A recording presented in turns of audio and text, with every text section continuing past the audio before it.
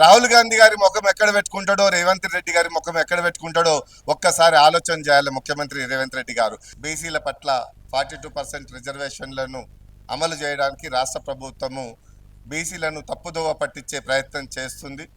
ఎందుకంటే 42% ఆర్డినెన్స్ తీసి అసెంబ్లీలో బిల్ పాస్ చేసి జీవోని తీయాల్సిన సందర్భంలో అది గవర్నర్ దగ్గర పెట్టి దాన్ని ముస్లింలు 10% అడుగుతున్నారు, బీజేపీ ఎంపీలు అడ్డుకుంటున్నారు.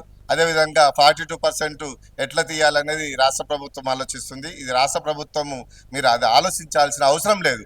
రేవంత్ రెడ్డి గారికి నేను ఒక్కటే గుర్తు చేస్తున్నా, కామారెడ్డి డిక్లరేషన్ ప్రకారం రాహుల్ గాంధీ ఏదైతే చెప్పిండో మీరు 42% అది అమలు చేయండి. అది అమలు చేస్తే గనక తెలంగాణలో ప్రతి బీసీ బిడ్డ కూడా మీకు వెన్నంటూ ఉంటారు.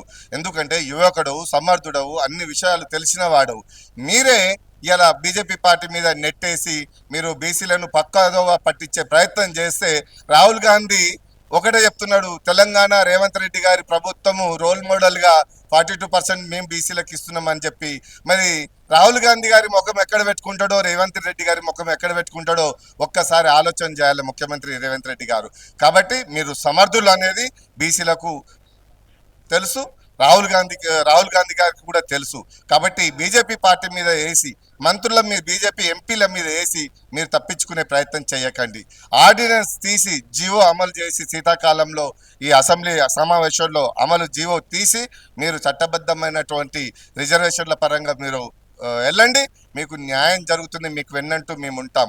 కానీ తప్పించుకునే ప్రయత్నం చేస్తే రేపు ఇందిరా పార్క్లో కృష్ణయ్య గారు సత్యాహార దీక్ష పెట్టడానికి సిద్ధంగా ఉన్నాడు. దేనికైనా సిద్ధంగా బీసీలంతా తిరుగుబాటు చేయకముందే మీరు దాన్ని అమలు చేసే ప్రయత్నం చేయాలని నేను గుర్తు చేస్తున్నా.